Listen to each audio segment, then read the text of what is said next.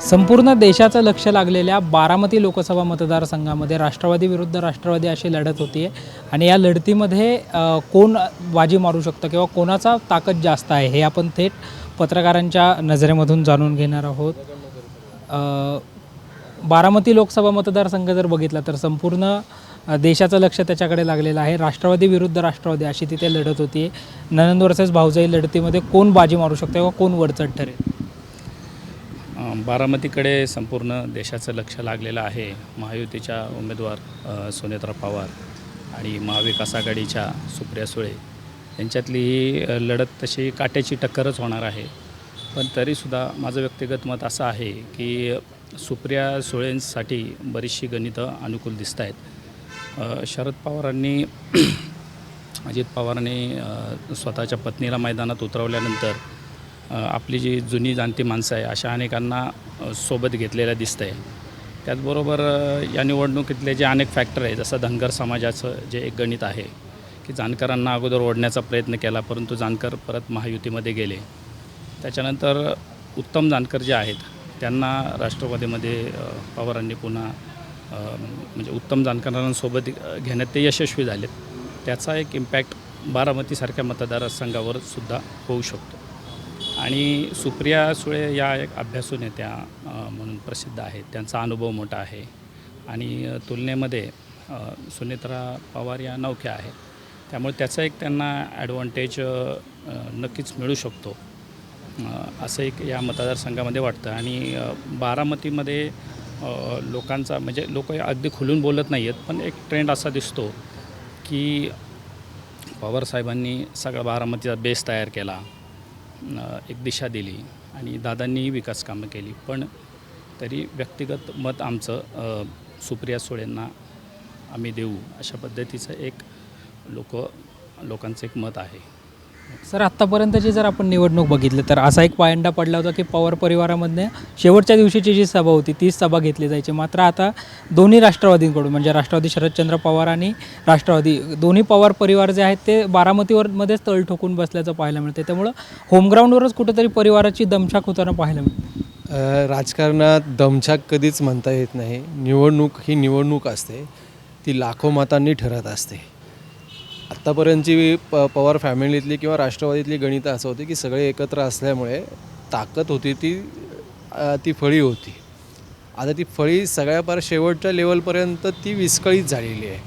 तर ती फळी बसवायची असेल, ती घडी बसवायची असेल तर तुम्हाला शेवटचा धागा किंवा शेवटचा टाका टाकायला खाली उतरावं लागणारच ना. त्याच्यात गैर काय आहे? आज कधी मनमोहन सिंग पंतप्रधान असताना कधी महाराष्ट्रात किती सभा झाल्यात की कुणाला तरी आठवेल का? तसं पाहिलं तर मोदी आज 50-50 सभा जर घेत असतील एवढ्या म्हणजे महाराष्ट्रासारख्या ठिकाणी प्रत्येक जिल्ह्याला सभा देत असतील तर असं म्हणता येत नाही ना. पण त्यांचा जो काही त्यांना आलेला हे असेल अभ्यासातनं निष्कर्ष असतील त्यांचे, त्यामुळे ते तिथे प्रयत्न करणं प्रत्येकालाच गरजेचं आहे, प्रत्येक पक्षाला. आणि निवडणुकीत इगो नाही, कुणीच इगो नाही ठेवावा. शेवटच्या मतदाराला गृहीत धरू नये, असंच धरून चालावं लागतं. मग त्यामुळे ते पवारांना दमछाक होणं वगैरे नाही. ती आता शेवटी कसं आहे की प्रतिष्ठेची लढाई आहे. ज्या पद्धतीने परिवार फुटला आहे त्या ह्याच्यात शेवटी कोणतरी पवारांचंच तिथे सत्तेत येणारे एका निर्विवाद सत्तेच आहे. परंतु तुम्ही का मी ज्यांनी फोडला आहे त्याच्या विरुद्धची ही लढाई ज्यांचं फुटलं आहे ते करता येते. शेवटी जनता कोणाच्या बाजूने आहे तर तो एक वेगळा आहे. ज्यांनी 50-60 वर्ष राजकारण केलं आहे, बारामती सेंट्रिक होते, त्यांनी तुमच्या ताब्यात सगळं दिलं, ते बाजूला झाले. म्हणजे नेतृत्व तुम्हाला दिलं होतं, ते दिलेलं असताना शेवटी तुम्ही जे केलं त्यांच्या मनाविरुद्धच, थोडक्यात त्यांच्या मनाविरुद्ध झालं. त्यामुळे पवारसाहेबांना ते फिरावंच लागणार आहे. आणि आपलंही काही हे टिकवायचं आहे की आपण घेतलेला निर्णय योग्य म्हणून अजितदादांनाही तो तळ ठोकून राहावंच लागणार आहे. त्यात असं चुकीचं असं मला काय वाटत नाही दोन्ही बाजूंनी. दुसरं तुम्ही विचारलं की याचे मुद्दे, शेवटी एक आम्ही जेव्हा बारामती मतदारसंघात फिरतो आहे तर ज्या पद्धतीत अजितदादा काही मतं मागतायत की ह्यांनी 10 वर्षात विकास केला नाही, आता ते सगळे प्रचार करताना एकत्रच होते, तेच सगळं पाहायचे, सगळे निवडणूक यंत्रणा हाताळायचे. बरं, या गेल्या 20 वर्षात 15 वर्ष तर दादा उपमुख्यमंत्री आहेत प्लस पुण्याचे पालकमंत्री आहेत. तर पुणे जिल्ह्यातल्या डेव्हलपमेंटचं तुम्ही जसं श्रेय घेता मग बारामतीतला विकास काही राहिलेलाच नाही ना मतदारसंघातला, असं पाहिलं तर. आणि जेवढा निधी पालकमंत्री म्हणून, अर्थमंत्री म्हणून तुम्ही नेऊ शकता, तेवढा कुठलाच खासदार, सत्ताधारी खासदार पण जे होते इथेही, त्यांनाही तेवढा निधी मिळत नाही. आणि प्रत्येक पक्ष सत्ताधारी तो त्यांच्या पक्षालाच देतो. हे आता पहिल्यासारखे ते दिवस गेले की सगळ्या भारताचा विकास व्हावा, ज्यांनी विरोधात मतं दिली तेही भारताचे नागरिक आहेत असं समजून कुठलाच राजकीय पक्ष वागत नाही. साधा आता आपण सत्ताधार झालं मध्यंतरी, तर चंद्रकांत पाटील पालकमंत्री होते, त्यांनी जी DPCची यादी, DPDC मधल्या निधीची यादी केली होती, पालकमंत्रीपद त्यांच्याकडनं दादांकडे आलं. त्यानंतर ती यादी त्यांनी संपूर्ण बदलली. का बदलली? आता मित्रपक्षाचे आहेत ना. मग तुम्ही जो करताय विकास निधी नेताय, म्हणजे सत्ताधारीच असतो त्यांच्याकडेच विकास निधी जाणार. सुप्रिया सुळे तर 10 वर्ष विरोधातच आहेत. त्या विरोधकांना किती तिथं से असतो. उलट मला असं आठवतं आहे की कात्रज कोंढवा रस्त्याचा उड्डाणपूल असेल किंवा अजून त्यांच्या मतदारसंघातलं, त्या गडकरी साहेबांनी निधी दिलेल्याचं त्यांनी जाहीर कार्यक्रमात सांगितलं. म्हणजे तीच एक गोष्ट मला अशी आठवते. किंवा चांदणी चौकाचं, की त्यांनी कौतुक केलं ना, विरोधकांना निधी मिळाल्यावर ते कौतुक करतातच. म्हणजे त्यामुळे खासदाराला मिळणारा निधी आणि अर्थमंत्री पालकमंत्र्याला निधी ह्याची काही तुलना होऊ शकत नाही. आणि मग जो तो तुम्ही एवढे वर्ष असताना म्हणजे विकास झाला नाही का, हा एक प्रश्न तिथली लोक उपस्थित करतायत. का ठराविक लोकांचाच विकास झाला, हा एक प्रश्न स्थानिक लोक उपस्थित करतायत. सर, काय आव्हान वाटतं बारामती लोकसभा मतदारसंघात? मतदार अजूनही कन्फ्यूज आहे तिकडे. बेसिकली मी पहिल्या दिवसापासून ट्रॅक करतो आहे बारामतीमध्ये दिवसाला नॅरेटिव्ह बदलतं आहे. आधी प्रश्न होता की पवार साहेब विरुद्ध पवार, मग नंतर विकास कामं कोण करणार, भविष्य कोणाकडे आहे, भविष्य पुढे कोण चालू ठेवणार आहे. कारण वय होतं, कोणीतरी मागे पडतं, कोणीतरी पुढे जातं. मग मतदारांनी त्याचा विचार करावा. मग ते बदललं. मग काही घटक पक्ष त्यामध्ये आले, त्यांनी असे वक्तव्य केली ज्याच्यामुळं परत नरेटिव्ह बदलावं लागलं की हे लोकल नाही, हे राष्ट्रीय पातळीवरती निवडणूक आहे. मग ह्याच्यामध्ये प्रत्येक दिवसाला गोष्टी बदलत चाललेल्या आहेत आणि त्यामुळे मतदार कन्फ्युज्ड आहेत.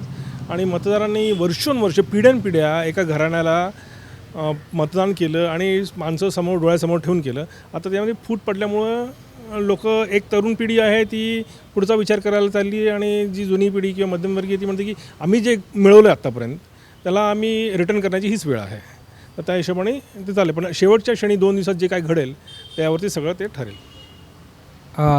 सर, अजित पवारांनी बारामतीमध्ये बोलत असताना एवढे वर्ष साहेबांना निवडून दिलं, मग सुप्रियाताईंना निवडून दिलं, आता सुनेला निवडून द्या असं विधान करणं असेल, किंवा काल शर्मिला पवारांनी पवारांचा खरा DNA सुप्रिया सुळेंमध्येच आहे असं म्हणणं, यामुळं कुठंतरी मतदारांमध्ये जे आहे ती कन्फ्यूज होऊ शकते का, किंवा मतदार या मुद्द्यांना समोर धरून मतदान करू शकतो?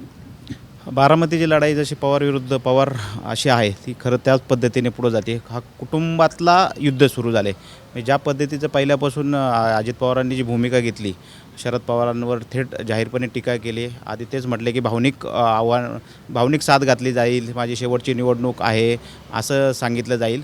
आणि त्याच पद्धतीचं खरं तर अपेक्षित होतं, पण समोरून ते झालं नाही. ते अजित पवारांनीच केलं ही निवडणूक भावनिक. आणि या लढाईत कुटुंब शरद पवारांच्या बाजूने गेलं. त्यामुळं सुरुवातीपासून कुटुंब विरुद्ध कुटुंब झाले. पण मला वाटतं ही निवडणूक बाकी मुद्द्यांपेक्षा बारामतीतली प्रामुख्याने भावनिकतेच्या मुद्द्यावर गेली. कुठंतरी असा मेसेज गेला की कुटुंबातील एका ज्येष्ठ नागरिकाला, ज्यांनी तुम्हाला मोठं केलं, ज्यांनी तुम्हाला मान सन्मान दिला, त्याच्या अखेरच्या टप्प्यात जर तुम्ही अशा पद्धतीने त्याला बाजूला करत असेल तर प्रत्येक आपल्या घरात माणसाने डोकावलं एखादं, मला वाटतं एक उदाहरण असतं, त्या पद्धतीची ही निवडणूक झाली आणि त्याच पद्धतीनं ती निवडणूक पुढे गेली आहे. शेवटच्या टप्प्यातसुद्धा आता याच पद्धतीत चालू आहे. थोडंफार प्रमाणात किंवा जास्त प्रमाणात सामदाम दंडभेद असंही चित्र दिसतं आहे. पण जी सुरुवातपासून जे झालं, भावनिकता, स्वाभिमान, याच मुद्द्यावर तिथली लढाई सुरू आहे. कोणता मतदारसंघ बारामतीसाठी गेम चेंजर ठरू शकतो आणि दोन्ही उमेदवारांसमोर काय आव्हानं असू शकतात? कोणता मतदारसंघ म्हणजे बारामतीतला? विधानसभेचा. आता दादा काटेवाडीमधनं आहेत, म्हणजे तो पण मध्ये एक असा ट्रेंड होता की काटेवाडीतनं तरी त्यांना आहे की नाही मतदान, हा विषय तिथे होता बारामती लोकसभातला. पण एक दुसरा विषय असा आहे की ही जी निवडणूक आहे ती नेतृत्व आणि निष्ठा या दोन विषयांवर तिथे होईल की कुठला मतदारसंघ किंवा यापेक्षा निष्ठा आजपर्यंत पवारसाहेबांविषयीची निष्ठा लोकांच्यामध्ये होती आणि आता अजितदादांच्या रूपाने नेतृत्व असं लोकांमध्ये बघितलं जातं आहे. त्यामुळं जे जुने लोक आहेत ते निष्ठा या बेसवर तो विचार करतात आणि नवीन पिढी जी आहे, कारण दादांनी उपमुख्यमंत्री म्हणून पण आणि एक नेता म्हणून खूप मोठं काम केलेलं आहे की त्या भागात डेव्हलपमेंट आणि तर ही एक दुसरी बाजू तिथे आहे. त्यामुळं ह्या दोन गोष्टींवर म्हणजे निष्ठा आणि नेतृत्व या दोन गोष्टींवर ही निवडणूक बेस्ट आहे असं मला वाटतं. कारण भावकीच्या भांडणात कोणी पडू नये असं ग्रामीण भागात म्हणतात.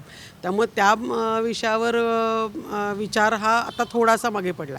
पण ह्या दोन गोष्टींवर काय होतं, परवा दादाही म्हणाले की आम्ही आलो तर माझ्या बाजूनी आणि ते गेले तर त्यांच्या बाजूनी, असे दोन्हीकडे ते लोक दिसतात. त्यामुळे ते अजूनही ते कन्फ्यूज आहेत की आपण कुणाच्या बाजूने जायचं, निष्ठेच्या बाजूने जायचं का नेतृत्वाच्या बाजूने जायचं. त्यामुळे हे जसं अजय म्हणाला की शेवटच्या 2 दिवसात हे कळेल की काय आपण कोणाच्या बाजूने जायचं आणि कोणाच्या बाजूने मतदान करायचं. पुन्हा एकदा सेम विषय आहे की विधानसभेचं पीच हे ह्याच्यातूनच तयार होणार आहे लोकसभेच्या मतदानातून. उपनगर जे आहे जो बारामती लोकसभा मतदारसंघामध्ये येतो, पुण्यातला कात्रज असेल किंवा खडकवासला असेल, तर या मतदारसंघावर पवारसाहेब असतील, सुप्रियाताई असतील किंवा दादा असतील, दोन्हीकडून जास्त लक्ष दिल्याचं पाहायला मिळतं. मला वाटतं बारामती लोकसभा मतदारसंघात जे 6 विधानसभा मतदारसंघ येतात त्याच्यातले प्रामुख्याने बारामती आणि खडकवासला हे 2 मतदारसंघ फार निर्णायक भूमिका ठरू शकतात. त्यातल्या त्यात प्रामुख्याने खडकवासला जो पुणे शहराच्या उपनगरामध्ये मोडतो. गेल्या सलग 2 लोकसभा निवडणुकीत खडकवासला विधानसभा मतदारसंघातून सुप्रियाताई जवळपास 60,000च्या मताधिक्यांनी मागे होत्या, म्हणजे कमी होत्या, आणि समोरचा जो त्यांचा विरोधक उमेदवार होता त्याला 60,000चं लीड हे एका मतदारसंघात मिळालेले. त्यामुळे आता दोन्ही शरद पवार गट असेल किंवा अजित पवार गट असेल त्या सर्वांची जी यंत्रणा आहे ती खडकवासल्यात लागलेली आहे. आपण खडकवासल्याचं थोडंसं 2019चं हे केलं तर तिथं त्यावेळेस कांचन कुल होत्या ज्या उमेदवार, त्यांना 60,000पेक्षा अधिक लीड मिळालं होतं. पण विधानसभेला जेव्हा निवडणूक झाली तेव्हा राष्ट्रवादीचे उमेदवार सचिन दोडके होते, त्यांना अगदी त्या 2,500 फक्त पराभूत झाले. म्हणजे 6 महिन्यात मतदारांचा कल किती बदलला होतो ते त्याच्यातून दिसत आलं होतं. त्यामुळं आत्ता खडकवासल्याची भूमिका निर्णायक ठरणार आहे. असंही सांगितलं जातं की खडकवासल्यात 2019ला भाजपबरोबर शिवसेना होती आणि शिवसेनेला मानणारासुद्धा तिथं मोठा मतदार आहे. तो मतदार आता शरदचंद्र पवार गट राष्ट्रवादी यांच्याबरोबर आहे. त्यामुळं भाजपला किंवा राष्ट्रवादी अजित पवार गटाला सुनेत्रा पवारांना अपेक्षित असलेलं लीड तिथं मिळेल का नाही याबद्दल साशंकता व्यक्त केली जाते. म्हणून स्वतः अजित पवार असेल किंवा राष्ट्रवादीची जी यंत्रणा आहे त्यांनी तिथं अधिक फोकस केल्याचं दिसतंय. नक्कीच. त्यामुळे बारामती लोकसभा मतदारसंघामध्ये कोणते मुद्दे महत्त्वाचे ठरू शकतात आणि कोणत्या मुद्द्यांवर निवडणूक होऊ शकते हे आपण थेट पत्रकारांच्या नजरेतून जाणून घेण्याचा प्रयत्न केला. कॅमेरा पर्सन शिवाजी साळुंकेंसह संकेत Deshpande, top news Marathi, Pune.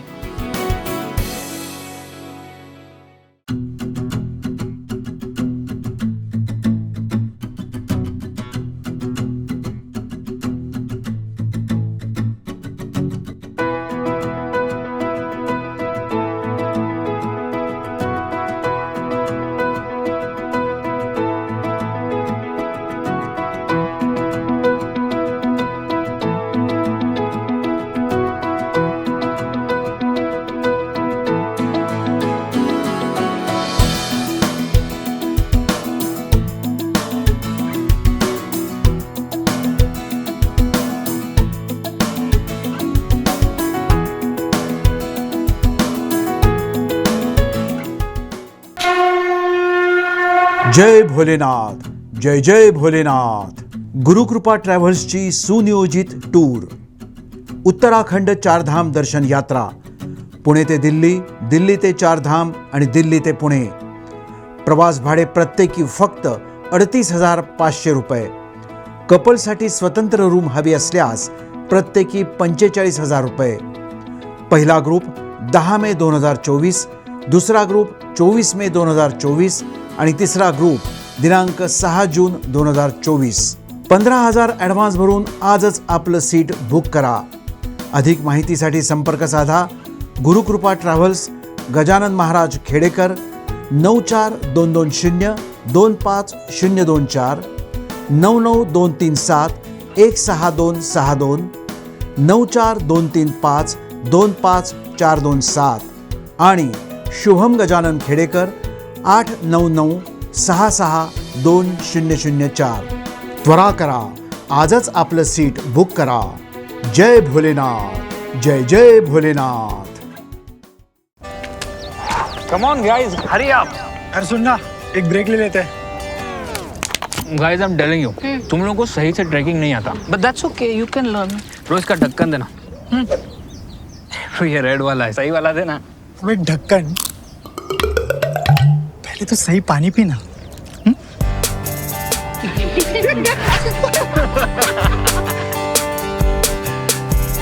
Manikchand Oxyrich, proudly Indian.